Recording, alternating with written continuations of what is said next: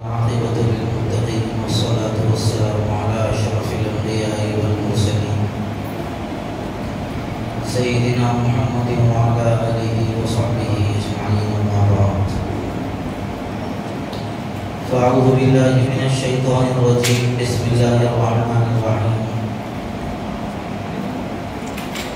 قل إن كنتم تحبون الله فاتبعوني يحببكم الله ويغفر لكم ذنوبكم صدق الله العظيم قال رسول الله صلى الله عليه وسلم لا يؤمن أحدكم حتى يكون الله ورسوله أحب إليه مما سواه أو كما قال رسول الله صلى الله عليه وسلم. قابل قدر معزز بزرگوں نوجوان دوستوں،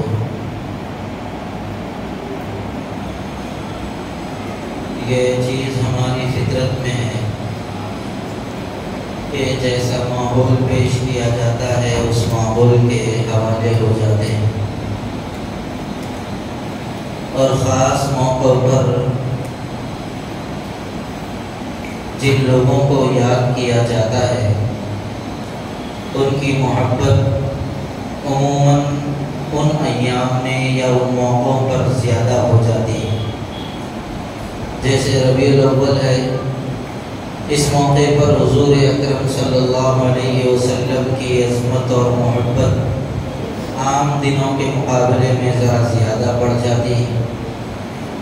وطن کی محبت ہمارے دلوں میں ہے، لیکن 15 اگست کے موقع پر ذرا اس میں اور اضافہ ہو جاتا ہے. تو ایسے ہی کچھ خاص مواقع ہوتے ہیں جن مواقع پر ایسی محبت مزید بڑھ جاتی ہے. ربیع الاول کے موقع پر حضور اکرم صلی اللہ علیہ وسلم سے عقیدت و محبت کا اظہار بہت بڑے پیمانے پر لوگ کرتے ہیں، لیکن اکثر لوگ وقتی محبت پر اکتفا کر لیتے ہیں، ہمیشہ حضور کو یاد نہیں رکھتے، وقتی محبت کرتے ہیں. لیکن یاد رکھنا چاہیے کہ سرکار دو عالم صلی اللہ علیہ وسلم سے وقتی محبت کافی نہیں ہے، بلکہ حضور اکرم صلی اللہ علیہ وسلم سے دائمی محبت ہونی چاہیے، ہمیشہ کی محبت ہونی چاہیے. جہاں رہیں، جس حال میں رہیں، حضور اکرم صلی اللہ علیہ وسلم کے دامن رحمت سے وابستہ رہنے کی کوشش کرنی چاہیے. چاہے آدمی خوشی کے گھڑیوں کے اندر ہو، آسائش اور عشرتوں کے موقع پر ہو، مالداری اور فراوانی کے موقع پر ہو، یا مصیبتوں اور تنگی کے موقع پر ہو، ہر موقع پر حضور اکرم صلی اللہ علیہ وسلم کو اپنا رہبر رہنما ماننا اور اپنا آئیڈیل و نمونہ ماننا ہر مسلمان کی دینی ذمہ داری ہے. ہم ایک لمحے کے لیے بھی سرکار دو عالم صلی اللہ علیہ وسلم سے بے نیاز نہیں ہو سکتے. اگر کوئی امتی حضور سے بے نیاز ہونے کی کوشش کرے گا تو اس کو اپنے ایمان کی خیر منانی چاہیے اور اپنے ایمان کا جائزہ لینا پڑے گا. اس لیے بنیادی طور پر حضور اکرم صلی اللہ علیہ وسلم کے ہم پر کیا حقوق ہیں اس کو بھی ذہن میں رکھنے کی ضرورت ہے. سرکار دو عالم صلی اللہ علیہ وسلم کا پہلا حق ہمارے اوپر یہ ہے کہ ہم حضور پر ایمان لائیں. حضور پر ایمان لانے کا مطلب کیا ہے؟ یہ یقین اپنے اندر پیدا کرنا اور اس بات پر اپنی عقیدت نچھاور کرنا کہ سرکار دو عالم صلی اللہ علیہ وسلم تمام انسانوں میں سب سے اعلیٰ ترین انسان ہے. اللہ تعالیٰ نے ان کو نبوت و رسالت کے لیے منتخب فرما لیا ہے، اور کائنات کا امام اللہ کیا ہے، ان کی برابری دنیا کے اندر کوئی نہیں کر سکتا۔ اللہ تبارک و تعالیٰ کے بعد کسی کا مقام و مرتبہ ہے تو وہ حضور اکرم صلی اللہ علیہ وسلم کا مقام و مرتبہ ہے۔ اس لیے سرکار دو عالم صلی اللہ علیہ وسلم پر ایمان لانا،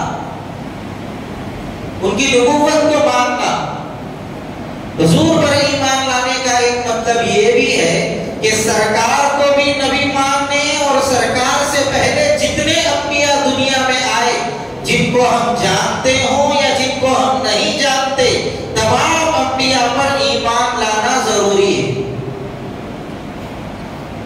حضور پر نازل ہونے والی کتاب پر ایمان لانا ضروری ہے، بلکہ جتنی کتابیں اللہ تبارک و تعالیٰ نے نازل کی ہیں سب پر ایمان لانا ضروری ہے۔ ہم کسی نبی کے بارے میں یہ نہیں بول سکتے یہ نبی ایسے ہیں، وہ نبی ایسے ہیں، ہم کسی کے بارے میں نہیں بولتے، لیکن قرآن کریم میں اللہ تبارک و تعالیٰ نے فرمایا تِلْكَ الرُّسُلُ فَضَّلْنَا بَعْضَهُمْ عَلَى بَعْضٍ، رسولوں میں بھی ایک کا مرتبہ دوسرے سے بڑا ہے، تو جس ذات کا مرتبہ تمام نبیوں میں سب سے بڑا ہے وہ ہمارے اور آپ کے آقا تاجدار وقار سیدنا محمد رسول اللہ صلی اللہ علیہ وسلم کی ذات اقدس ہے۔ حضور علیہ السلام پر ایمان لانا اور حضور کی محبت کا ایک تقاضا یہ بھی ہے کہ حضور پر صرف ایمان نہیں بلکہ یہ ماننا کہ سرکار دو عالم صلی اللہ علیہ وسلم نبی نہیں بلکہ خاتم النبیین ہیں، آخری نبی ہیں۔ حضور کے بعد دنیا میں کوئی نبی نہیں آ سکتا، سرکار دو عالم صلی اللہ علیہ وسلم کے بعد کوئی نیا نبی پیدا نہیں ہو سکتا۔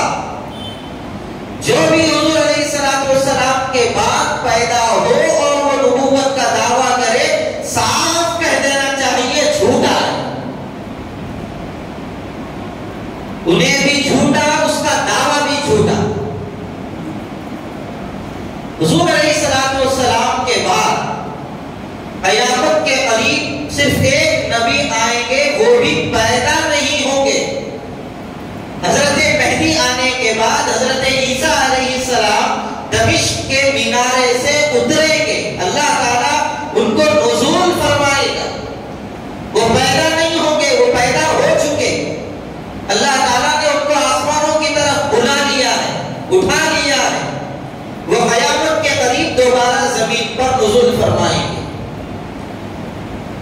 تو یہ عقیدہ حضور علیہ السلام کے بارے میں رکھنا ضروری ہے کہ حضور صلی اللہ علیہ وسلم نبی بھی ہیں اور آخری نبی ہیں، ان کے بعد دنیا میں کوئی نیا نبی پیدا نہیں ہو سکتا۔ اگر کوئی بھی نیا نبی پیدا ہونے کا دعویٰ کرے تو وہ جھوٹا ہے۔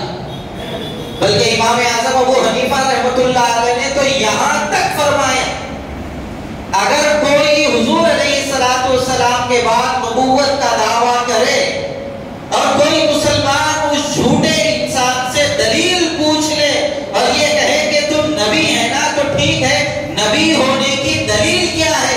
امام اعظم ابو حنیفہ رحمۃ اللہ علیہ نے فرمایا دلیل پوچھنے کی وجہ سے بھی وہ کافر ہو جائے گا۔ اتنا نازک اور اتنا پختہ عقیدہ ہے یہ ختم نبوت کا۔ اپنی اولاد کو بھی سکھانا چاہیے یہ عقیدہ گھروں کے اندر کہ حضور آخری نبی ہے، قیامت تک حضور کے بعد کوئی نیا نبی پیدا نہیں ہو سکتا۔ قادیانی دھوکہ دیتے ہیں یہاں پر، تم یہ بولتے ہیں بھائی حضور کے بعد کوئی نیا نبی نہیں آئے گا تو حضرت عیسیٰ علیہ السلام آ رہے گا پھر، تو اس کے لیے ہم یہ کہہ رہے ہیں کہ قیامت کے قریب حضرت عیسیٰ علیہ السلام پیدا نہیں ہوں گے، وہ تو پیدا ہو چکے، وہ آئیں گے لیکن پیدا نہیں ہوں گے، آسمان سے اتریں گے۔ اور دوسری بات یہ ہے حضرت عیسیٰ علیہ السلام اس وقت آئیں گے تو اپنی نبوت لے کر نہیں آئیں گے بلکہ حضور علیہ السلام کی نبوت کے اندر وہ داخل ہوں گے۔ وہ آ کر اپنی نبوت کا دعویٰ نہیں کریں گے میں عیسیٰ ہوں، میں پہلے نبی تھا لہٰذا اب میری نبوت کو مانا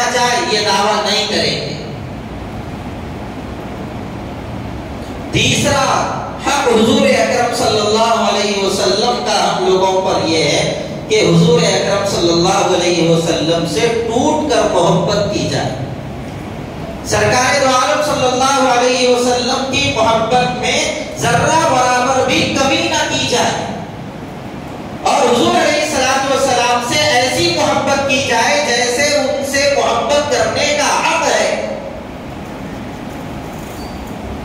دیوانہ وار محبت حضور سے ہو،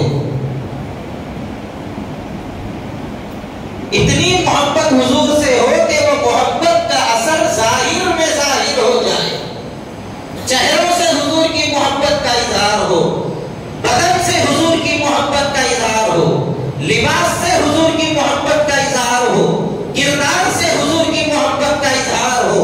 جب ہمارا ظاہر حضور علیہ الصلوۃ والسلام کی محبت کا اظہار کرنے لگے گا تو پھر ہمیں کسی نعرے کی ضرورت نہیں پڑے گی، ہمارا چہرہ بتائے گا، ہمارا نعرہ نہیں، ہمارا چہرہ بتائے گا کہ یہ حضور کا چاہنے والا ہے۔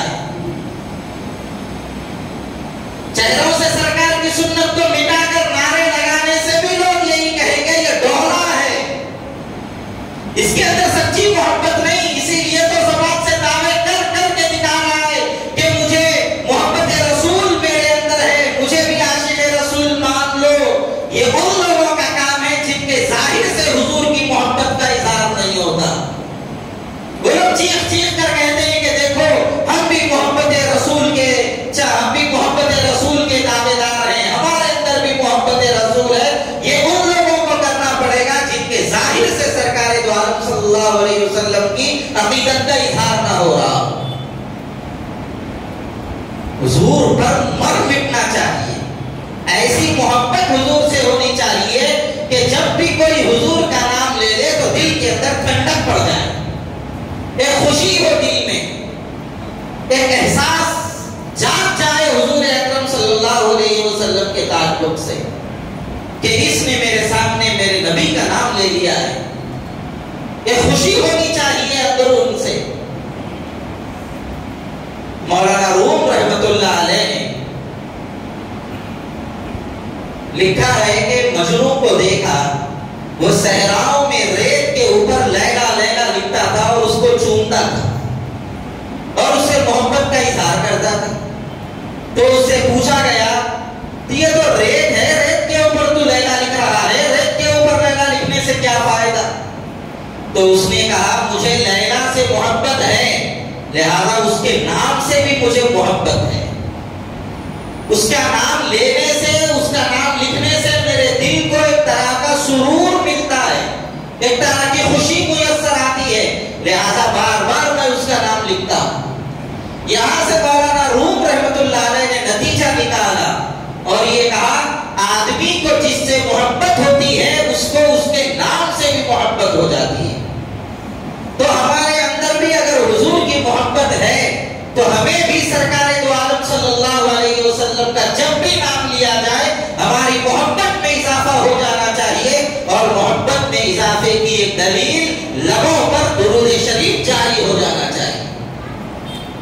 جب بھی حضور کا نام لیا جائے زبان پر درود شریف جاری ہو جائے، ایسی محبت ہمارے اندر ہونی چاہیے۔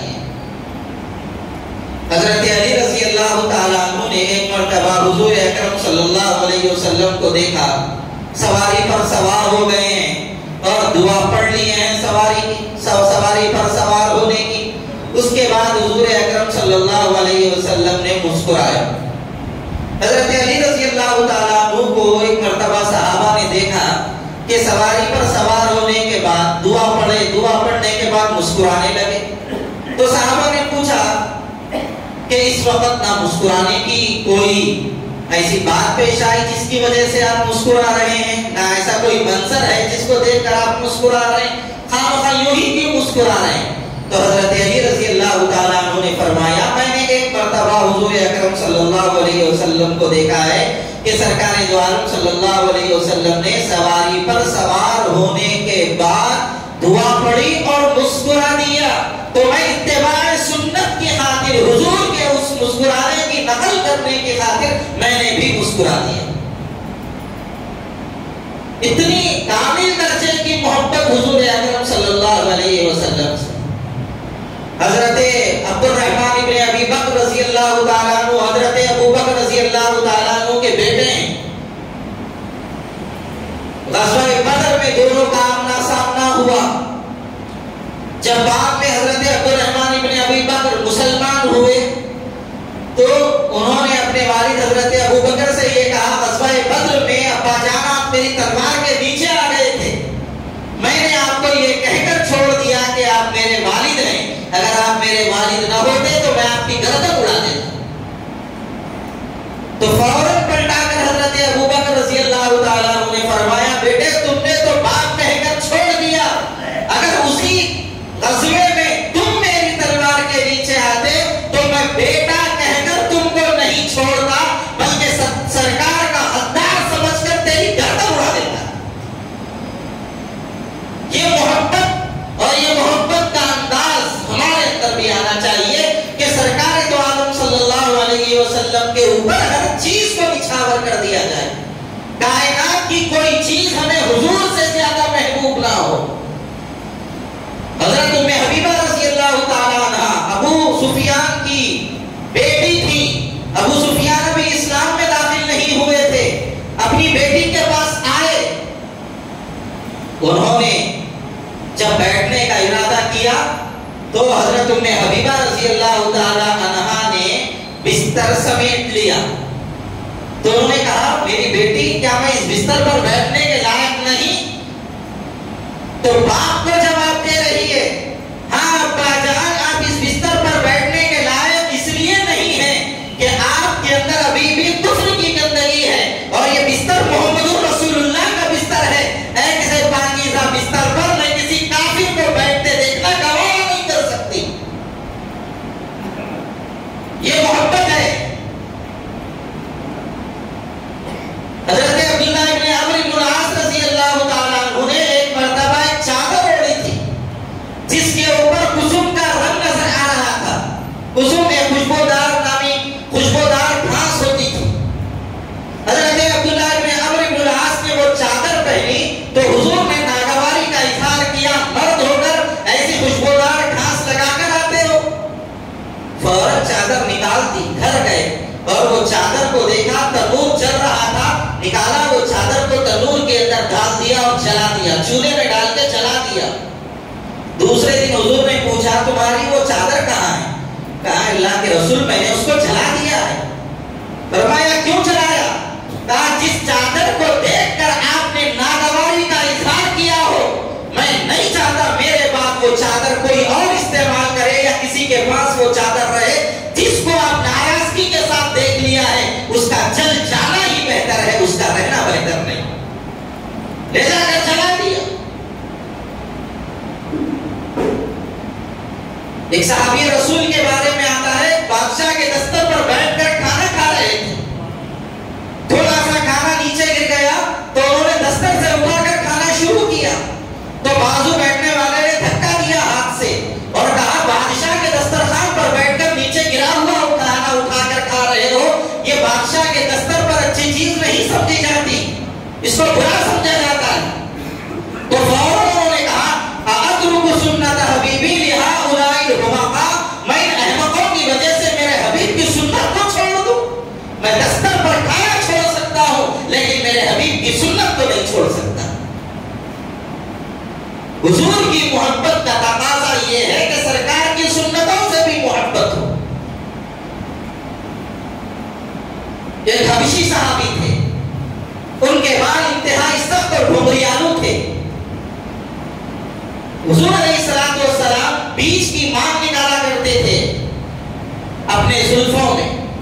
تو وہ دیکھتے تھے لیکن تڑپتے تھے. ان کے بال انتہائی سخت تھے لیکن ان کو جب بھی کنگھی کرتے بال پلٹتے ہی نہیں تھے. بہت تکلیف ہوتی تھی. میں رسول اللہ صلی اللہ علیہ وسلم کی سنت پر عمل کرنے سے دور ہوں قاصر ہوں. ایک مرتبہ انہوں نے اپنے آپ کو چولہے کے قریب بٹھایا اور سراخ چولہے میں جلائی.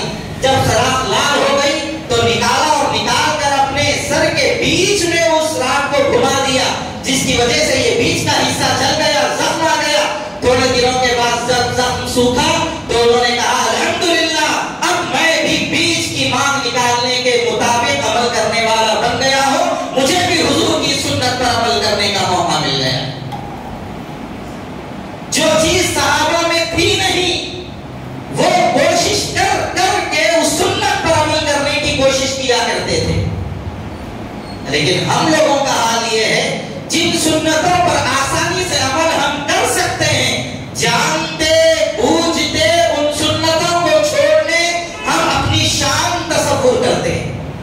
ان سنتوں کو چھوڑنے میں اپنی مردانگی تصور کرتے ہیں. ان سنتوں کو چھوڑنے میں اپنا بڑاپن ہم تصور کرتے ہیں. یاد رکھ لیجئے یہ بات. آپ دنیا کی نظروں میں اسمارٹ تو بن جائیں گے, بڑے تو بن جائیں گے, مالدار تو نظر آ جائیں گے, لیکن رسول اللہ کی نظروں میں آپ کی کوئی حیثیت نہیں رہے گی اگر آپ سنتوں کو جانتے بوجھتے چھوڑنے والے ہوں گے. ان کو مانگ نکالنے نہیں آ رہا تھا, سر کو جلا کر مانگ نکالنے کے قابل اپنے سر کو انہوں نے بنا لیا. اللہ کے فضل سے کئی مسلمان بن گئے. بے شمار مسلمانوں کو داڑیاں آتی ہیں, جانتے بوجھتے جا کر پیسے دے کر سرکار کی سنت کی اس خلاف ورزی کرتے ہیں اور یہ سمجھتے ہیں میں اسمارٹ نظر آ رہا ہوں. کئی کا اسمارٹ نظر آنا تیری صورت میں عورت کی صورت میں کوئی فرق نہیں ہے. سمجھ میں نہیں آتی یہ بات لوگوں کو. یاد رکھیے یہ بات, اگر آپ داڑھی کاٹیں گے عین حالت نماز میں بھی آپ گنہگار ہیں سرکار کی سنت کو کاٹنے کے. آپ بیت اللہ کا طواف کر رہے ہیں, آپ کو اگرچہ ثواب ملے گا لیکن داڑھی کاٹنے کے گناہ میں آپ اس وقت بھی برابر کے شریک رہیں گے.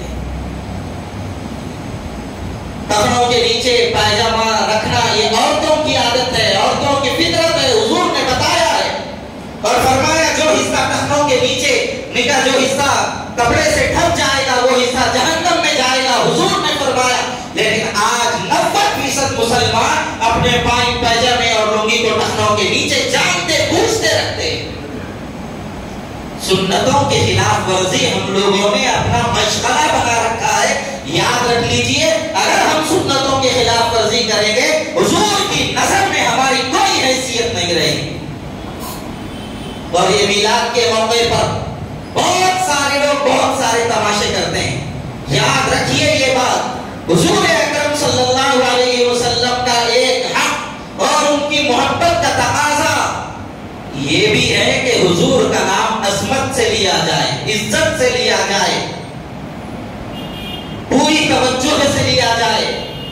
اگر حضور کے نام لینے میں بے توقیری, بے عظمتی اور بے توجہی کا اظہار ہوگا تو ایسا شخص بھی سرکار دو عالم صلی اللہ علیہ وسلم کا بے ادب قرار پائے گا.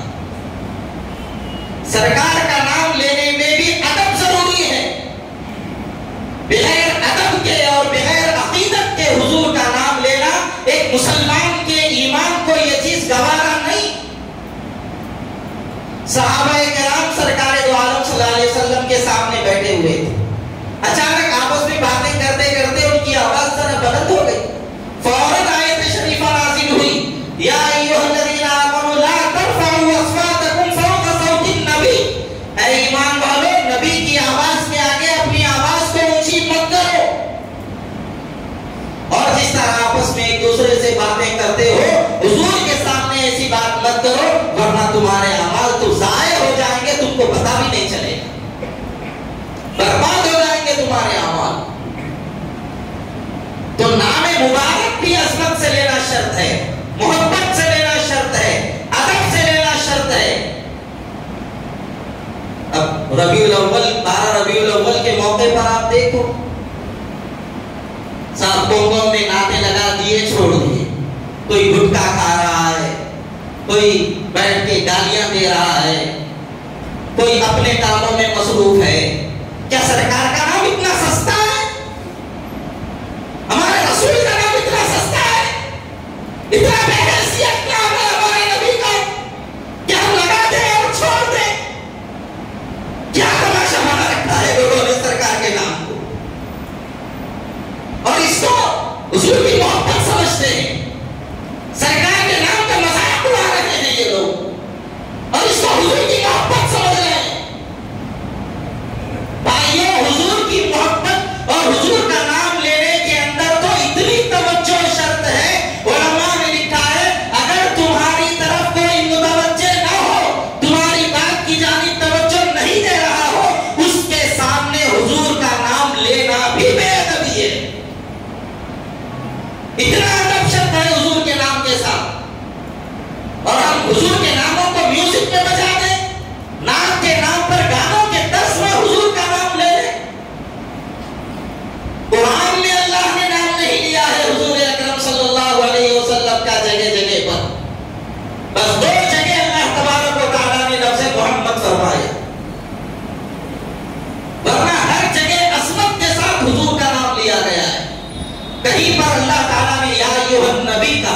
کہیں پر یا ایھا الرسول کہا، کہیں پر اللہ تعالیٰ نے یا ایھا المزمل کہا، یا ایھا المدثر کہا.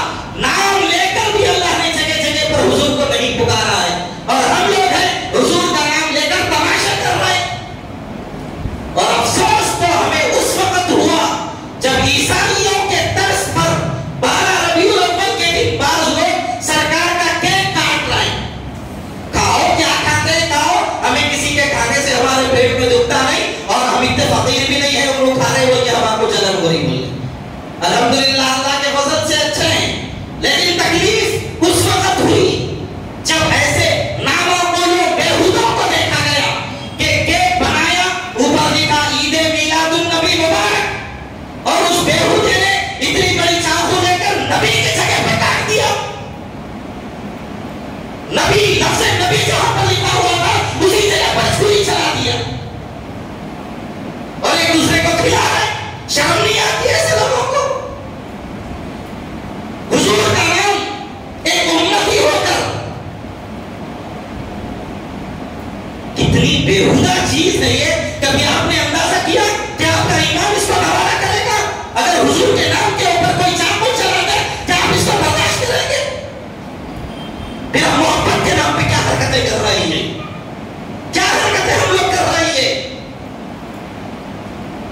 بھائیو، یہ محبت نہیں ہے، یہ محبت کے نام پر جہنم میں لے جانے والی شیطان کی چالیں ہیں، جس کو مسلمان آسانی کے ساتھ ان چالوں کے اندر پھنس گیا اور ان چالوں کے اندر اپنے آپ کو پھنسا دیا.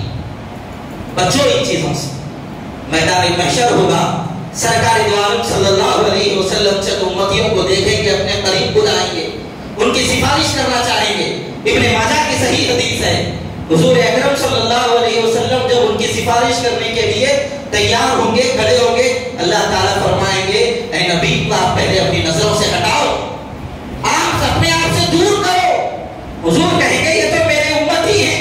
اللہ تعالیٰ فرمائیں گے آپ ان کو اپنی نظروں سے دور کر دو، انہوں نے آپ کے بعد آپ کے دین کے اندر ایسی نئی نئی چیزوں کو داخل کر دیا جس کا دین سے کوئی تعلق نہیں، اور اس کا نام انہوں نے دین رکھ دیا تھا. حضور بھی فرمائیں گے ایسے لوگوں کو میری نظروں کے سامنے سے ہٹا. کیا سمجھ رہے ہیں آپ؟ یہ تماشے کرنے سے، یہ ڈھول تاشے بجانے سے، یہ کیک کاٹنے سے، یہ پونگے لگانے سے، یہ مدینے کے ماڈل بنانے سے، یہ چھنڈیاں لگانے سے حضور خوش ہو جائیں گے؟ بھائیو، جس کو خوش کرنے کے لیے ہم یہ کام کر رہے ہیں وہ نبی چھنڈیاں لگانے سے خوش نہیں ہوگا، وہ نبی آپ کے پونگے لگانے سے خوش نہیں ہوگا، وہ نبی آپ کے ڈی جے سے خوش نہیں ہوگا، وہ نبی آپ کے چھنڈیوں سے، پریڈیوں سے خوش نہیں ہوگا، وہ نبی آپ کی لائٹنگ سے خوش نہیں ہوگا. وہ نبی خوش ہوگا جب اس کی بات کی جائے، جب ان کی بات مانی جائے، ان کے نقش قدم پر چلا جائے، ان کے پیغام رسالت کو عام کیا جائے، ان کے نام پر اپنے آپ کو فدا کیا جائے، ان کی لائی ہوئی شریعت پر عمل کیا جائے، ان کی عظمت و توقیر کی جائے، ان کے دین کو سمجھا جائے، سمجھایا جائے، اور حد درجے ان سے محبت کی جائے، تبھی وہ رسول خوش ہوں گے. یہ تماشوں سے اللہ کے رسول خوش ہونے والے نہیں. بھائیو سمجھو اس بات. بعض لوگ کہتے ہیں ہم جشن منا رہے تو ان کو خوشی ہو رہی، ان کو تکلیف ہو رہی. بھائی حضور کی آمد پر کون ہے ایسا مسلمان جس کو خوشی نہیں ہو رہی ہے؟ ہر مسلمان خوش ہوتا ہے. تکلیف اس بات پر ہوتی ہے ایک دن سرکار کے نام پر ناچ کے، سرکار کی سنتوں کے خلاف ورزی کر کے دوسروں کو تکلیف پہنچا کر آپ کس محبت کا اظہار کر رہے ہیں؟ راستہ روک دیتے ہیں. بلکہ ایک مرتبہ میں وہاں سے آ رہا تھا 11 ربیع الاول کے دن بعد یاقوت پورے سے تقریر کر کے دیکھا چار مینار کے پاس آدھی رات ہو گئی ہے، مرد ناچ رہے ہیں ڈیجوں میں، تو بچیاں بھی برقع پہن کے وہاں پہ ساتھ میں جوان بچیاں ناچ رہی ہیں. بےہودگی کی انتہا یہاں تک ہو گئی مسلمانوں کے اندر. اپنی گھر میں رہنے والی باپردہ عورتوں کو بھی ان لوگوں نے محبت کے نام پہ بے پردہ کر دیا. بچو ایسی چیزوں سے، ان چیزوں کا اسلام سے اور سرکار دو عالم صلی اللہ علیہ وسلم کی تعلیمات سے کوئی تعلق نہیں. اللہ تعالی ہم سب کو صحیح عقل سلیم عطا فرمائے. اور صحیح سوچ و فکر کی اللہ اپنے کرم سے توفیق عطا فرمائے، اور محبت کے نام پر بے تعظیمی کرنے سے، بے توقیری کرنے سے اللہ ہم سب کی حفاظت فرمائے، اور یہ محبت کے نام پر دھرنا کرنے والے لوگوں سے اللہ ساری امت کی حفاظت فرمائے۔ اکثر لوگ یاد رکھیے میری یہ بات، دھندا کر رہے ہیں محبت کے نام پہ، دھندا کر رہے ہیں، میری بات کڑوی لگے تو لگنے دو، مجھے کوئی فرق نہیں پڑتا، تکلیف ہمارے سینے میں ہو رہی ہے۔ سرکار کے نام پہ جھنڈوں کا کاروبار کر رہے ہیں، محبت کا نام دے رہے ہیں، سرکار کے نام پہ سرکار کے ناموں کو ادھر ادھر اچھال رہے ہیں، محبت کا نام دے رہے ہیں، میوزک میں حضور کا نام لے رہے ہیں، اور محبت کا یہ لوگ دعویٰ کر رہے ہیں، دھندے کر رہے ہیں یہ لوگ۔ ایسے لوگوں سے بچیے، دوسروں کو بھی بچائیے۔ اللہ تعالیٰ صحیح علم و عمل کی اپنے کرم سے توفیق عطا فرمائے۔ وآخر دعوانا الحمدللہ رب العالمین۔